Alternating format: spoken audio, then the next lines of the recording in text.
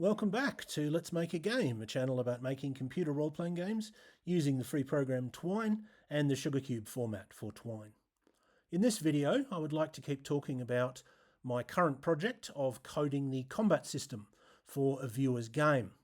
In particular, I'd like to talk about a problem that I believe I briefly mentioned in my previous video, which is as follows. We've gotten to the point where characters can die in the course of the combat.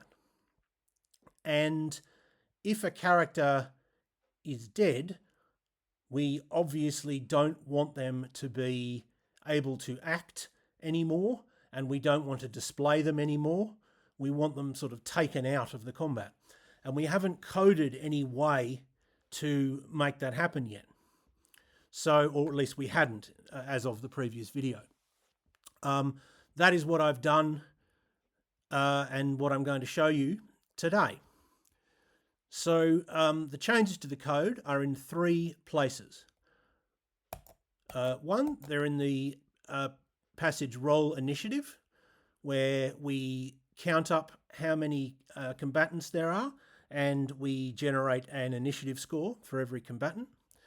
They're in the page or the passage whose go is it, where we branch based on whether the character that's currently acting is a companion, a player character, or an enemy. We've added a fourth option, which is that the character is dead, and so we just skip them entirely and go to the next character. And there's a small change on the story caption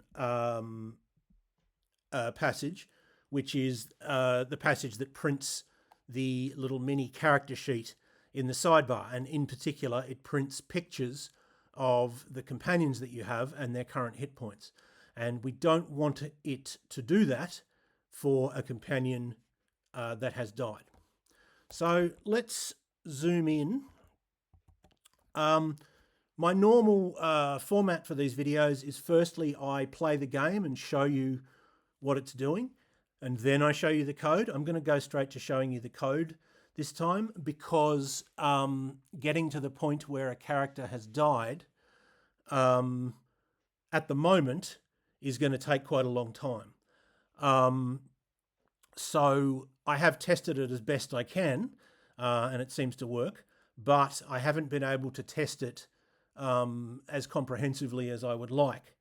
And of course, I could make a mistake with any bit of coding. And I have made mistakes, which I've talked about, or I've talked about some of them in this series. But when you don't get to test something completely, that makes it more likely that you've made mistakes. So hopefully this will work. And if it doesn't, we'll be getting to the point where characters are dying quickly soon. And so we'll see that error then, and I'll have to fix it then, which is unfortunate. But I did want to do this sort of while I thought of it, rather than leave it till later. So let's look at roll initiative first. So to refresh your memory, this is the code where we generate a score for the player character, an initiative score. We then go through all the companions, see who's alive, or see who's present, generate an initiative score for everyone who's there. And for everyone who's there, we increase this attribute $combatants, which is the total number of combatants. And then we do the same for the enemies, also increasing combatants. So if the player character dies, the game should end straight away on that passage, or it should immediately go to another passage, which will end the game. Because, of course, the player sees the game world through the eyes of the player character, and if the player character dies, that's it. You don't get to see anymore. It's game over. So if we've got to this point, the player character is always alive. So we don't need to do anything to check for them. That check will be made at other places. And we saw one of those checks in the last video, where we could go to this game over passage. For companions, what we were doing is we were saying we had a for loop that went from 1 to com_max, which is the maximum number of companions. And we were saying if com z2 1 is greater than 0, com something 1 is the persona of a companion, a persona being the equivalent of character class or character type. But I decided it was better to use com z2 2 because that's the hit points. And a companion might have a persona assigned but have died in the combat. And so if we just check their persona, we'll count them as part of the combat, and they may not be. So we just changed that from Z2 1 to Z2 2. That's the only change. And then in enemies, we didn't have any check. We were just going through each enemy. So we add a very similar check. We say if NME Z2 2 is greater than 0, then we do all of the stuff related to that companion. We generate a score for them and we increase combatants and we store the results of what we've generated. So therefore, dead enemies will be skipped. So that's the first place. But a character might die and that not get picked up. Or sorry, a character might die and that be relevant before we next roll initiative. So for example, let's say a character has 1 hit point. They get a long failure, which is a sort of like a critical miss. It's a very low roll. So you don't just fail, but if you're an enemy, you injure yourself. You lose 1 hit point. And if that was their last hit point, let's say they had 2 actions and that was their first action. Well, obviously we don't want them to have their second action. We want to pick up the fact that they're dead before we next get to rolling initiative. So that's why we also check here. Or another example, let's say one character goes and kills another character, and then it's that character that has been killed's go. Well, they were alive at the start of the combat round, and so they got an initiative score and a place in the initiative, but obviously they shouldn't get to go. So again, we want to pick that up in the round as we get to the character. So we do it in whose go is it? And once again, so this branches on the basis of we find INI_who, which stands for initiative who. And that's a number which will be 0 if it's the player character, greater than 0 if it's a companion, or less than 0 if it's an enemy. And based on that, we branch to player character, companion, or enemy, and then we have the code for the choice that the player character has, or the actions that the enemy does, or the actions that the companion does. But we want to add a fourth option, which is no, actually this character's dead, and we don't want to go to any of those 3.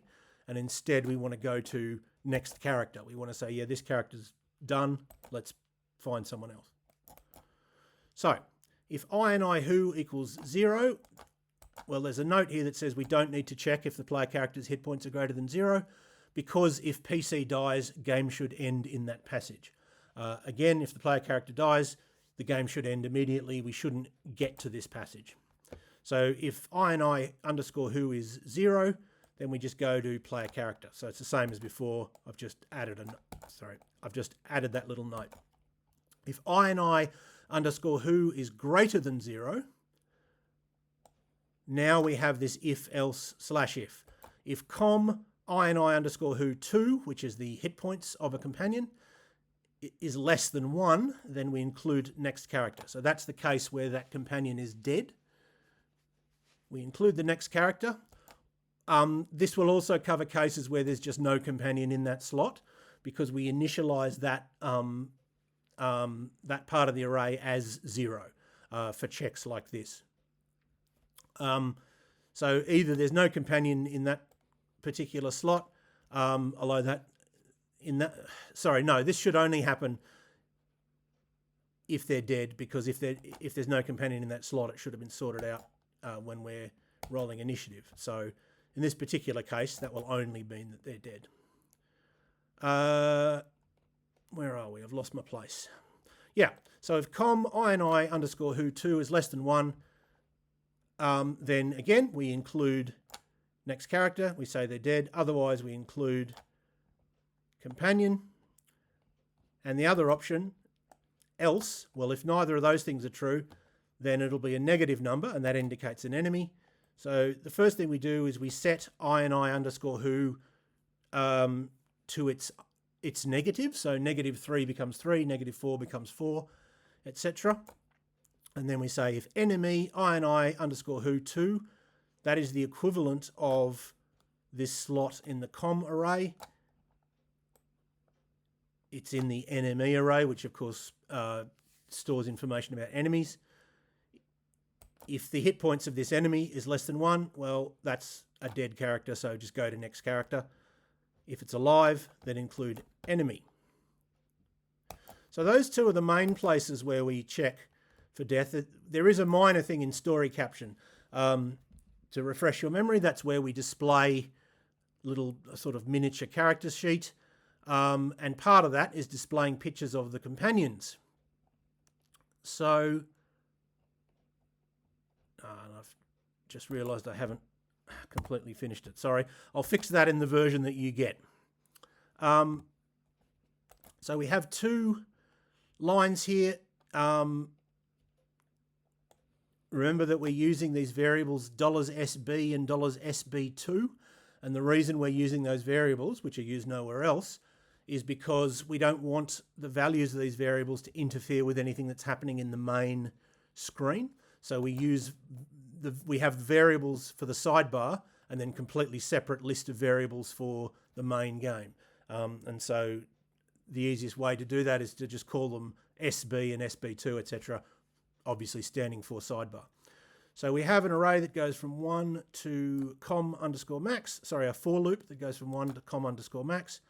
And we say if com SB2 is greater than 0. Formerly we had if com SB1 is greater than 0, which means if that slot has an assigned persona, but we've changed it to hit points because it might have an assigned persona, but have less than 0 hit points, in which case it's dead. And we don't want to display them. And if that's the case, then we display the picture. And then down here, this is where I forgot to change it, but again, I'll change it in the version that I upload to itch.io. We have a for loop, and this does the same thing, except it's printing the hit points of the companion under their picture. So we just make sure that we use slot 2, which is hit points, rather than slot 1, which is their persona, which is the character type. And once we've done all those things, then there shouldn't be any cases where a dead character is treated as if they were alive, which is, of course, not what we want. So that is that topic. The next topic I'm going to move on to is probably the player character attacking. And then after that, we might move on to the player character being able to influence the companions, and then we might move on to companions. Unless some other error or something comes up and I need to fix it. But in any case, for now, I hope that was useful or interesting to at least some of you, and I hope you will tune in next time.